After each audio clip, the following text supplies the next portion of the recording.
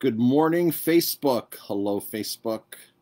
Marcus here. Hello, YouTube. If you're watching on YouTube, on the replay, I am, let's see, what is happening here?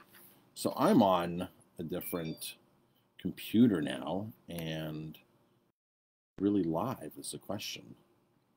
Are you live? Yeah, I think I'm live. Yeah, I got some viewers. Yeah, Hold on one second. Hey, Matt, if you can come over to the office. Yep. All right, thanks. You want to, here's my keys, Jay. You want to, the printer's in the car. So, good morning, everybody. So I'm not on my phone today. I'm on a computer, which is why I just was able to answer my phone. I'm on an old computer that I haven't been on in a while, a 2014 MacBook Air. My regular computer is getting shipped out. My new MacBook Pro, a lot of problems with the new MacBook Pro, so hopefully we'll get that resolved. So I've had a day here of trying to load up some programs again on this old computer and get it to function with everything I need. It's a great thing for LastPass. If anyone's not using LastPass, it says in an ad for LastPass, but LastPass is a savior. LastPass saves all of your passwords. You can go from browser. It's a Chrome extension, and it's computer to computer you can go to, and it's just fantastic. It uploads all your information. It's great. You can take it out, and it's all gone, and you can share. If you have people doing work for you, they need to get into some of your sites. Like we have a lot of people that do work for us, get into our Facebook, into our Instagram, help us with ads, do things like that. I have employees do that, so I can just give them, I can LastPass them the website and then get in, make the changes they need to, not see my password, not be able to change my password. So it's really a cool Chrome extension, LastPass. So good morning, everybody tuning in. Just drop a comment if you're live here, hashtag live. Or if it's on the replay, hashtag replay. Hi Heidi, hi Jamie, hello Jim. Jim, it's a little early for you there. Well, I guess not. Jim's out on the West Coast. Hi, Karen. So yeah. So people often ask me. People often ask me, like, what kind of chefs did I follow when I was a young apprentice in my 20s, early 20s? Who were the chefs that I was paying attention to? They know I have a lot of cookbooks. My old videos in my old office, the whole shelf was behind me. You could see hundreds of books. All those books are now in between me over here on the other side. And I have some books here on the shelf. So people always ask me, who's your favorite chef, favorite cookbook, things like that. And yeah, so I'm going to talk about that today. Growing up as a chef apprentice, working at the Broadmoor, the Greenbrier, working here locally in Hudson Valley, in my late teens and early 20s, I was into several of the European chefs, like Pierre White. Pierre White at one point was like my favorite for the longest time. After reading his book White Heat, I immediately fell in love with his mission and his food and his attitude and everything. In my early 20s, Pierre White was it. Pierre White's still cooking. He doesn't have the restaurants he used to have. In fact, Pierre White was the one who gave away all of his Michelin stars, returned his Michelin stars. Jimmy, what was that restaurant that he gave them all back in? Was it the Oak? It wasn't the Oak Room. I forgot. There's a great book. What's it called? What's Pierre White's book? No, the new book. Devil in the Kitchen. Devil in the Kitchen. Devil in the Kitchen is an amazing book. It's all about Pierre White's history. How he rose so quickly. He was the youngest person ever to get the Michelin 3 stars, and at one point he had like 6 Michelin stars between 2 restaurants or something. And it's very profound. At one point, he walks out to his car. The Michelin inspector's out there leaving, going to his car too, and he says something to him like, "Don't forget where you came from." Don't Pierre White's restaurant was so intense. This is his last Michelin 3-star restaurant that they wouldn't even give you used currency. Every currency they gave you back, change, was a brand new crisp pound or whatever their currency was at the time. Everything was brand. I mean, like you didn't get reused money. You got brand. I mean, that's how the detail was so insane. And basically he was tired of being judged by people who knew less than him on food. And that was like the camel broke the straw's back, and he called Michelin. And he goes, don't put me in the guide next year. I don't want the stars. I don't want it. That's it. And turned all of his stars in. But this book is really filled with a lot of great stories. And as a young 20-year-old in my early 20s, this was a fantastic read, great inspiration. This is one of his most famous dishes, Pain de Cochon. Let's see, we go. Pain de Cochon, Pierre Kaufman, which are stuffed pig trotters. And he made this dish as a tribute to Pierre Kaufman, because Pierre Kaufman taught him how to cook. Pierre Kaufman didn't really teach him. Pierre Kaufman brought him to London, and Pierre Kaufman had a Michelin 3-star at the time. I do have some of Kaufman's books around because I worked for Kaufman. So, Kaufman was one of the chefs who I worked for in London. Really enjoyed his stuff. Kaufman is doing some a restaurant now too, and he's still involved, but not at the Michelin 3-star level. So Kaufman was great. But there was one chef. That was never in chef clothes that I admired the most. That I was like, I want to be like this guy. Like he was like a mentor and a role model for me. He was on Food Network, and that is Alton Brown. I was so amazed with how much information Alton Brown knew, and I loved his show and all those facts that he would just know about food and just spit out and educate you about food. He was probably the most influential one for me that I didn't know, right? Because the chefs, there were a lot of chefs who were influential that I worked directly for. But this was a chef that I didn't know, that was a virtual mentor, and I said, I just want to be like him. And it pushed me to study more and read the history of food and read books like Gastronomique, Larousse. It just taught me to read, and back then there was no YouTube in the early 90s, right? There was no YouTube. I had to go home at night. And when I was at the Greenbrier, one of the chefs would give us a question every night. Most nights give us a question. I had to go home and research it and come back and, find out whether it was food history or this or that, sauces, things like that. And I really started immersing myself in learning all of that kind of stuff, because I thought Alton Brown was just amazing with all that knowledge that he knew. And I ended up meeting Alton Brown years later because he was a member at one of the country clubs that I was a chef at. I don't know if he was a member or if he was a guest there, but he was known to come to this country club, and he had come to the country club. And it's right here in New York. So that was pretty exciting to actually be able to meet somebody like that who I admired for years and years. Same thing with Kevin Zraeli. I had read Kevin Zraeli's books. He's the wine guy, Windows in the World. I had read his books prior to meeting him, and then one day I was, 21. I ran into him at a restaurant here in the Hudson Valley. And he came in the kitchen, had a conversation with me, and he said to me, and him and I joke about this now, about this conversation.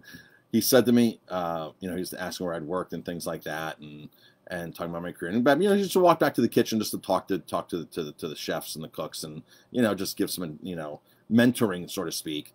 And I said to him, he said to me, he goes, Marcus, if you want to increase your salary by $10,000 a year, learn wine. And 21 years old, I'm like, gee, that's easy. Just learn wine. What does this involve? Drinking wine? I'll increase my salary. That wasn't quite what he meant, but he meant, study the craft of wine, learn wine, and it can pay off in your career. And I took that advice from Kevin Zraeli and learned wine. And him and I joke about that conversation when I see him. Great guy here. He's still in the Hudson Valley. And obviously I've learned a lot about wine. A tremendous amount about wine, and thus we can do our wine trips to Italy and our wine trips to the Finger Lakes, and we sell a lot of wine at the restaurant. If I think Kevin was a little wrong when he said increase your salary by $10,000, he understated that. He understated that figure to me when he was saying that, in that conversation, because wine is a big part of our business here. So that was inspired from them. Yeah, so that's who I grew up in as a chef apprentice, who had really shaped my career.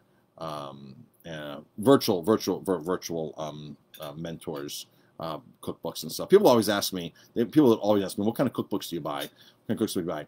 And like a lot of the chefs that I would name to the average home cook would have no idea who they are, because they're Michelin-starred chefs. Their books were not really. their books really weren't glorified back in the early 90s, mid 90s, like a lot of cookbooks are glorified today, and Food Network is out there, and you have, you know, really predominant in food. I mean, there's so many cooking shows on different networks besides the Food Network that nowadays I think a lot of the young apprentices going into this industry have a slightly skewed expectation of what's going to happen, and when they realize that they're stuck at jobs that are just paying over minimum wage, and they have to do all this work, they have to work weekends, and they're like, well, you know, that celebrity chef isn't like that. A lot of them want to get to the end without doing the work, and they want a massive shortcut. And in this industry, there is no massive shortcut. You actually have to learn.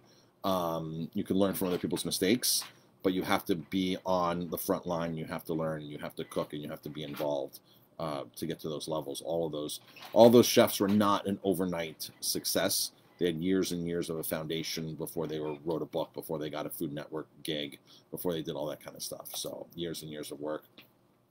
Kevin Israeli will tell you that you know, he quit his job and traveled to France and spent months in France just learning about wine. And then he came back and worked here in the Hudson Valley, worked at Mohawk House, worked at the Puy Canal House, and later went on to Windows in the World. But you know, he'll tell you he spent months and months and went broke doing it, studying wine in France, going vineyard to vineyard through Bordeaux and Burgundy, and learning all about it before he actually, you know, could actually be qualified to write a book. And he'll probably tell you the first thing that he's still learning on a regular basis about wine. And there's just so much about wine to learn about. So as a young chef, Pierre Kaufman, Marco Pierre White, of course, I had the fortune of working for Pierre Kaufman. First day I worked for Pierre Kaufman, 1997, I think it was March day or April day in 1997, showed up, and his wife had passed away, and he was still at work. He was there, he ran lunch service, and then he went out and did his thing with the funeral and everything. He had another chef there that was helping him out, that came back to help him out because he wasn't obviously full attention to the restaurant. The next day, the other chef was there again. I forgot this other chef's name, but he had worked for him. He was a sous chef at one point. He came back to help him out, but Pierre Kaufman was there the next day again, not in full attention, but he was there. And his wife had literally just passed away, and the funeral was happening, all this kind of stuff. And then a few days later, Kaufman was back 100%. But Kaufman stood in the kitchen and monitored everything everybody was doing, and had one garbage can. We had to throw all of our garbage out in front of him and his station, and he inspected every single dish before it went out, put his final touch on it, and the waitstaff would come in and serve away. Only 55 seats, open for lunch and dinner, Monday through Friday, closed on weekends. When you're sold out every day of the week, why open on weekends, right? So very, very successful lunch business, very, very successful business, dinner business. Had a minimum per person. If you sat at a seat, you automatically were charged like 55 pounds back then, just to occupy the seat. If you didn't spend 55 pounds, you were charged 55 pounds. And all we did was, 40, 50 covers for lunch, 40, 50 covers for dinner. That was it. One turn, and that's it. It was really, really an amazing, amazing experience. Pierre Kaufman was a very, very, very tough chef. He was also, in fact, the chef who filled in while Kaufman was there is actually on the cover of this book, right there. That's the chef who had come back, the sous chef at the time, and come back, ex-sous chef, had come back and helped Kaufman out. Kaufman, I wanted to work for Gordon Ramsay, because Gordon Ramsay had just gotten his first book, Passion for Flavor, which I still have here. I have a signed copy. Met Gordon Ramsay many, many years ago in '97. So I wanted to work for Gordon Ramsay. And I was told, there's that autographed copy of his very first book, Passion for Flavor. This is before anybody knew Ramsay. Ramsay was working on his second or third Michelin star. He had no TV fame. He had nothing. He was 2 blocks away from Kaufman's restaurant. I wanted to work for Ramsay. And a few of the cooks in Kaufman's restaurant, La Claire, had worked for Ramsay. At Aubergine was his first restaurant. And they looked at me and they said, "He will kill you if you think Kaufman's bad." And Kaufman was abusive, verbally abusive and physically abusive. They said, Ramsay will kill you. He's trying to get his 3rd star, and nothing's stopping the guy. He will kill you. And as you see him on TV, that's not an act. That is him. That's how he was back then. That's how he is now. And he's just a raging lunatic a lot of times. I've worked for chefs like that. And Kaufman was not pleasant. Kaufman had very high standards. Very, very high standards. And if you met his standards, he had no problem. Had no problem with you. Just like a lot of chefs. It's like you hear people like that work at places and they're like, oh man, that place was terrible. I didn't like the boss. They were mean to me. And you hear other people like, oh my gosh, that was like the best place I ever worked. And we have the same experience here with cooks who work for us. If you do your job, I have no complaints. No complaints. If you don't do your job and you sacrifice our food quality and you try to serve something you shouldn't be serving, knowing it, and I have to tell you 3, 4, 5 times about it, I'm not going to be that nice the 3rd, 4th, 5th time as I was the first time. And I guess it's my fault for keeping people on staff that do that. We should probably just end that experience. It is such a challenge to get qualified staff, especially in the kitchen. I was talking with another well-known restaurateur the other day, last week, about this, and I mentioned this on my live the other day. People just call themselves chefs. That chefs, they walk in, they want all this money, and they can't do the basic things. They just lack very, very basic items, cooking techniques, and it's unfortunate. But then these people start bad mouthing the owner, the chef, because they can't perform, and they lose their job, or it comes down to a point where it's not a good situation because this person keeps screwing up and screwing up and screwing up, because they're not qualified or can't handle the job. So Gordon Ramsay back then was a lunatic. He still is a lunatic. That was him. A good friend of mine who works in Vegas now. Good friend of mine who I worked at the Broadmoor with. He was Ramsay's executive chef at how many restaurants does Ramsay have in Vegas? Just the one Ramsay restaurant, I think, right? My good friend Christoph was Gordon Ramsay's executive chef, and he said, yeah, Gordon Ramsay would text me in the middle of service, how's things going? What are the numbers like? What are some updates? He goes, Ramsay, and he would come in. He'd come in, his once a month, whatever, doing his thing, and he'd come in, and he said he was a ball buster. He'd come in, he has very high expectations, and but he'd come in and he'd jump right in the line with everybody. Come in, jump right on the line, and show people what he's looking for and this and that. And he said he had no problems working for him because he was a good chef. And, he was his right-hand man. He was his #1 guy there in Vegas. So I thought that was pretty cool. All right, folks, that's about it. Those were my chef mentors growing up. Jim likes Chef Boyardee. Nice. Is that a cookbook, Jim? Jim's being funny here. It's a good thing I didn't see his comment. It might have made me laugh in the middle of this. So if you have a favorite cookbook or favorite show on the Food Network, just drop a comment and let us know who that is, who that chef is, who that book is. There's one really good book that Baking with Julia, the Julia Child book, the Baking with Julia, which I had met her and cooked with her at the Greenbrier. That Baking with Julia book, and I have had 2 copies of them. They're here somewhere. Was it's a really good book. It had like everything in it. That's obviously smaller versions for the home cook that you could try to 2, 3, 4 times it if that would work. But there was like a lot of, we used that book a lot as a young chef. A lot of us young cooks used that because if we needed a bundt cake or we needed this or we needed that or that book typically had everything in there. That was geared for a home version. Typically the books that people have, that chefs have, are different than what home cooks have. All right, folks. Drop a comment. Let us know your favorite chef, favorite cookbook, favorite show on Food Network. And thanks everybody for tuning in. It's Wednesday. We're closed today. We will be open tomorrow, Thursday. All week long, our $9.99 salmon dish until Sunday is on. Next week, I'm going to try to do another fish special. We were going to do brisket this week. I didn't have enough brisket. Our supplier didn't have enough brisket, so it was really,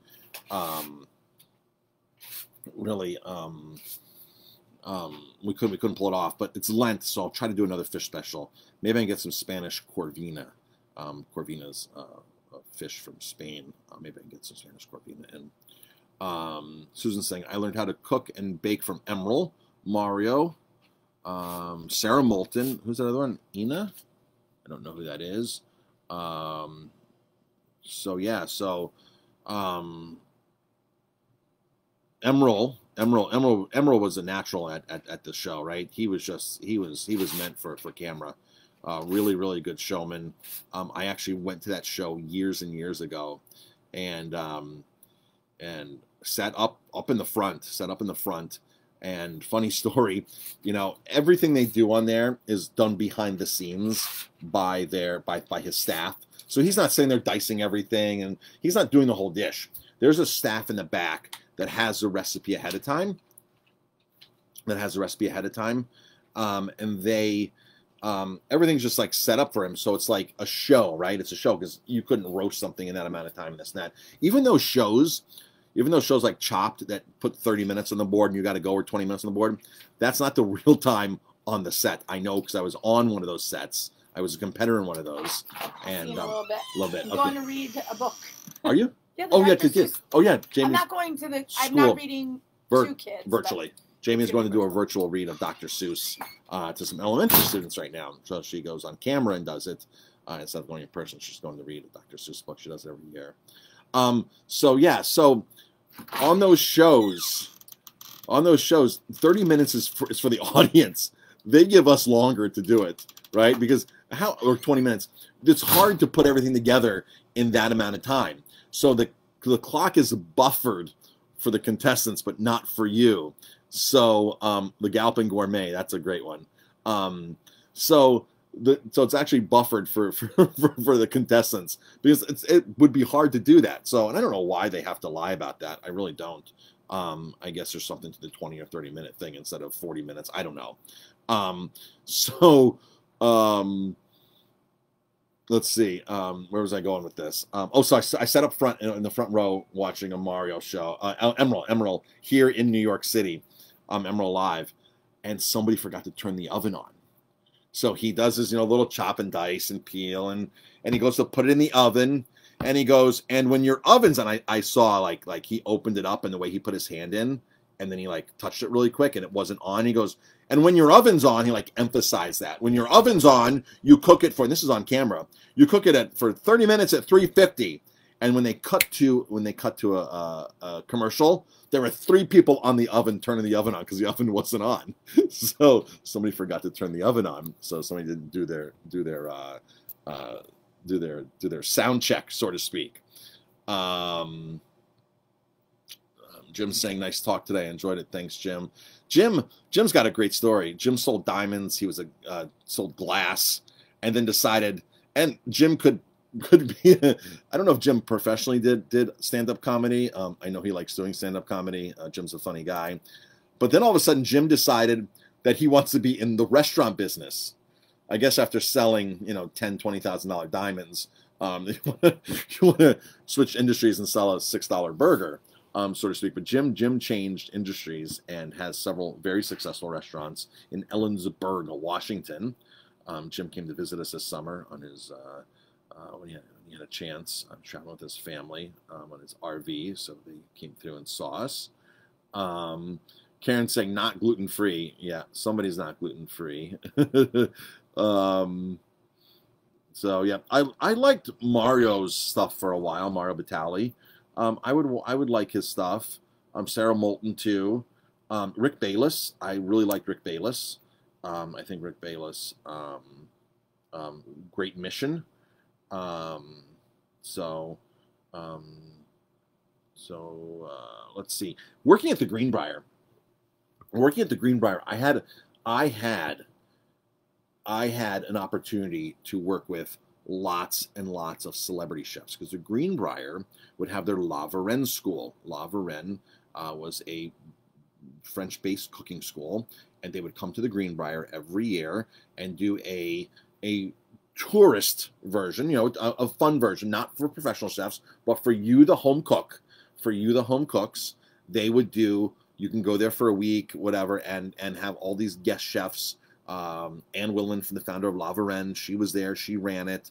And then you'd have all these amazing chefs come in, And Julia Child happened to be one of the chefs. She'd come in every year, so I got to cook with Julia. I got to be up on stage with her. And I wish we had cell phones back then, right? And pictures. There's pictures somewhere of us around.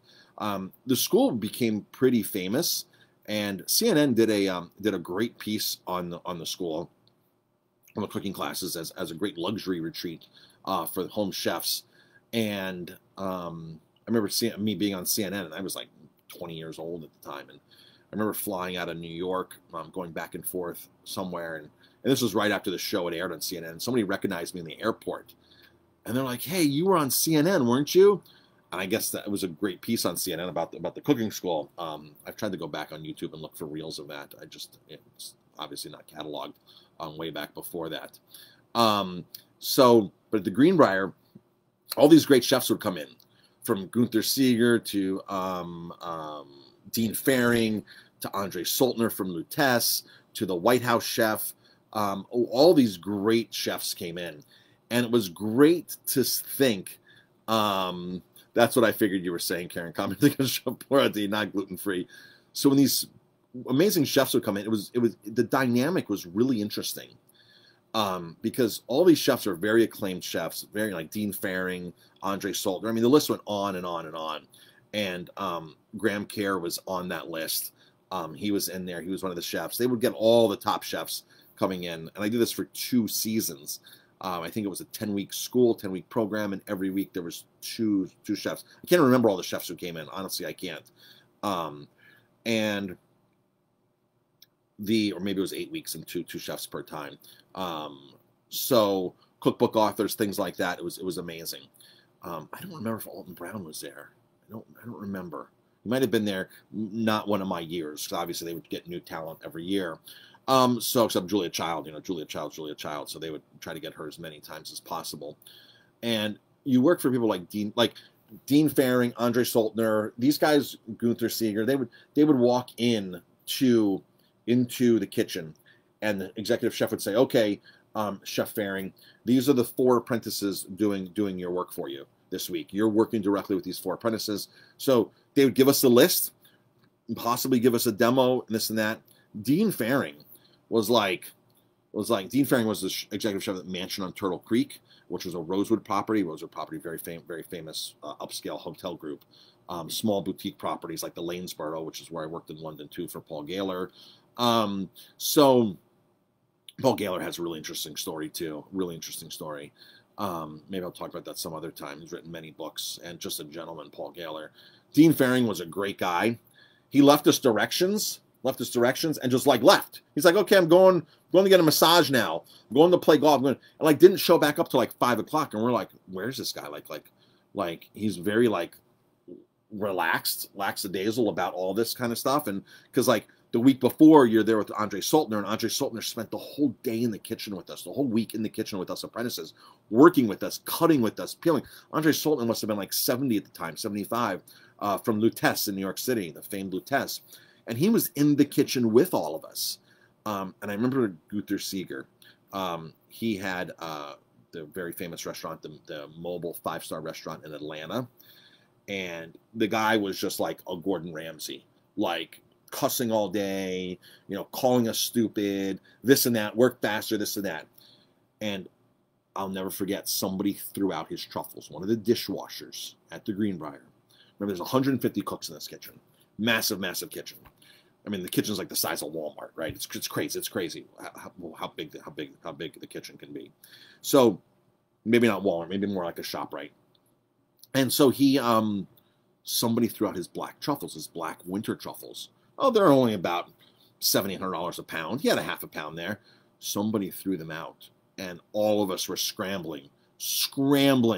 We went through all the garbage. Somebody found them in the garbage, and it was just it was crazy. He was livid. I mean, he's livid to begin with. He was just like a Gordon Ramsay, and I remember my friend Steve.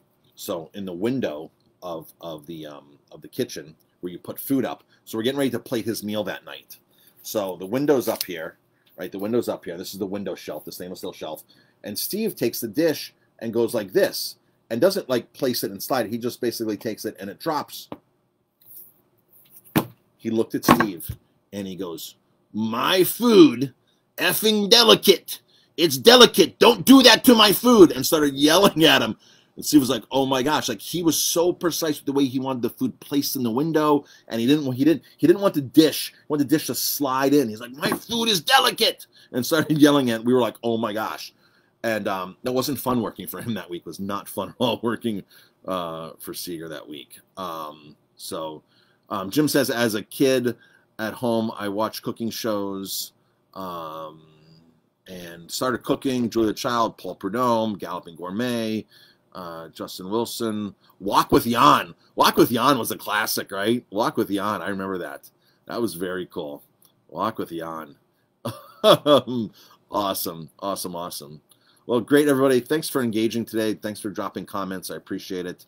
Going on a little longer than I wanted to. It's been almost 37 minutes here, but story after story. So thanks, Jim, for sharing that. Thanks, everybody, for sharing, commenting. I appreciate it. And we will see you hopefully soon online here virtually or in person. Thank you for the support. Ground beef sale is on this week. We have local ground beef from Sir Winston Farm, Angus Farm up in Dutchess County, Northern Dutchess County, on sale this week. Check that out. It's on our grocery list. And that's it, folks. Have an amazing day. I'll talk to you later. Let's see if I can end this video properly here. There we go. End video. All right. Have a great day.